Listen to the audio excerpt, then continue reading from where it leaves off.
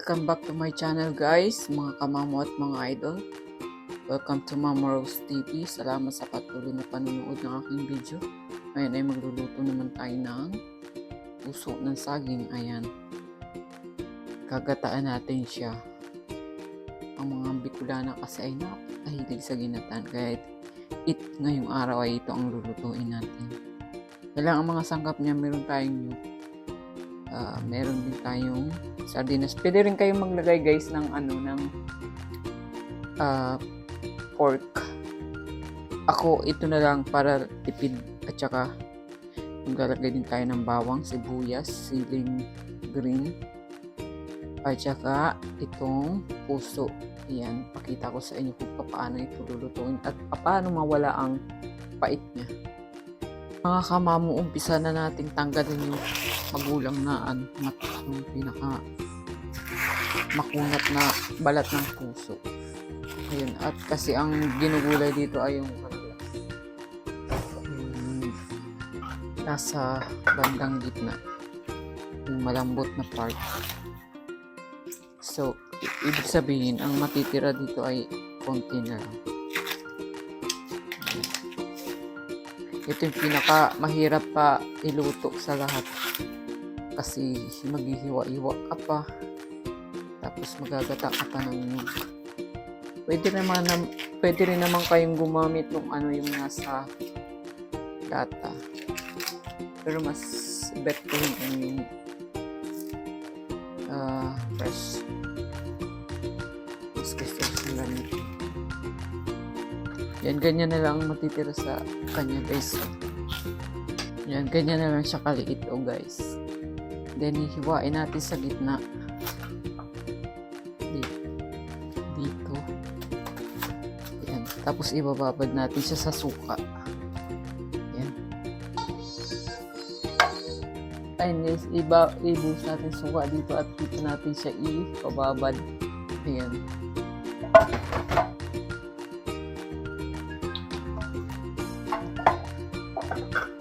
Yan, ibabad na natin siya guys ng ganito. Yan. Babad natin siyang lahat ng puso natin. Ayan, hiwain na natin siya guys ng ganyan. Saka natin ilalagay sa ulit, sa suka. Tapos babanlawan natin siya para matanggal yung asim. Tsaka natin gugumusin at pipigaan. Ganun ang procedure namin sa Bicol. Yung kinagisnan ko, yung ginagawa ng parents ko.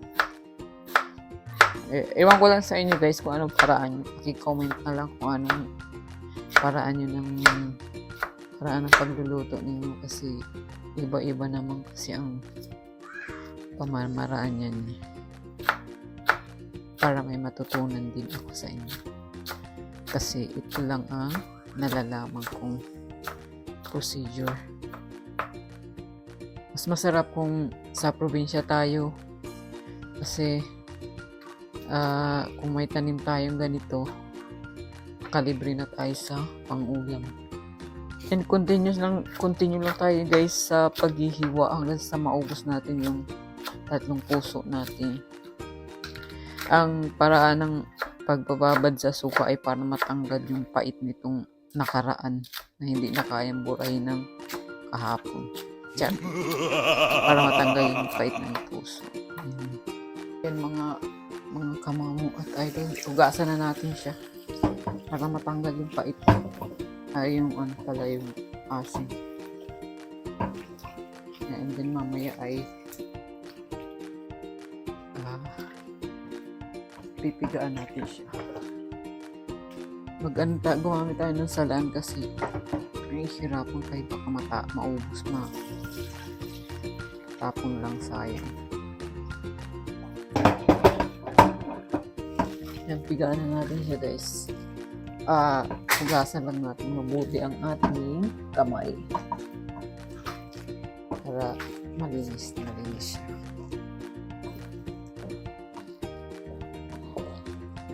Ayan guys, pigaan na natin siya. Kailangan mo malakas ang mo dito, pulso. Matanggal yung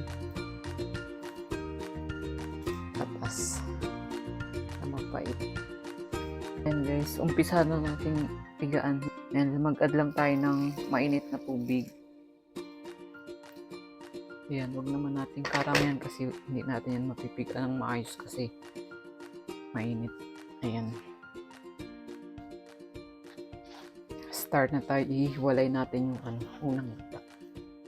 At yun ang ilalagay natin sa puso.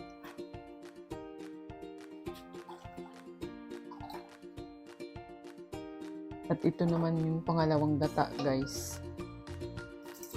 Ayan. Umpisa na tayo, guys. Ayan. Ilagay na natin ang ating yung unang gata. Then buksan na natin yung guys, medyo kumukulo na siya. Halo-haloin lang natin kasi magbubuo-buo yan pag hindi natin hinalo. Lagay na natin ang bawang natin. Continuous stirring lang kasi bubuo-buo siya pag hindi siya nahalo. Then lagay natin naman yung sibuyas. Pwede na natin ilagay yung sardinas.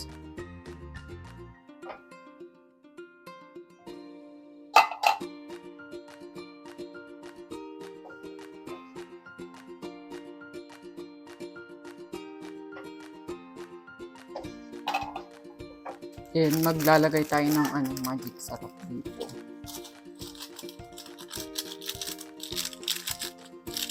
Ayan, mga 2 teaspoon dyan. Then, pwede na natin ilagay yung puso.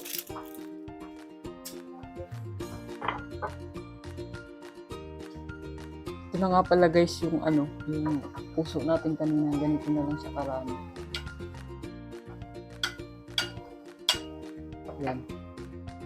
Tapos ilubog natin sa sagata. Pwede na rin yung sili. Para medyo maanghang siya.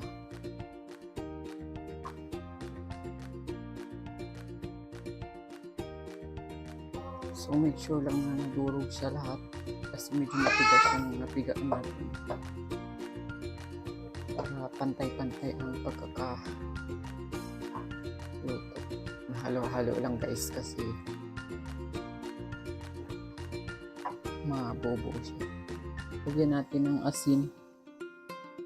Hanggang mga 1.5 teaspoon. Then ilagay na din natin yung ating liputok. Liputok ang tawag sa amin. Unang gata.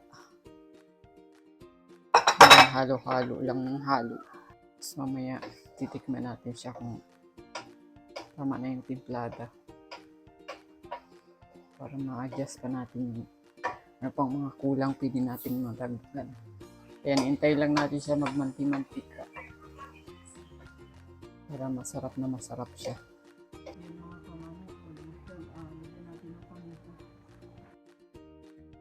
Okay mga kamamo at mga idol, I think ready na ang puso ng saging ni Mamo Rose. Ayan, masarap i-serve na may mainit na kanin kasama ang buong pamilya. Salamat sa patuloy na panunod at sa mga bagong subscriber ay salamat ng marami. At sa mga hindi pa, please support my channel. God bless us. Thank you.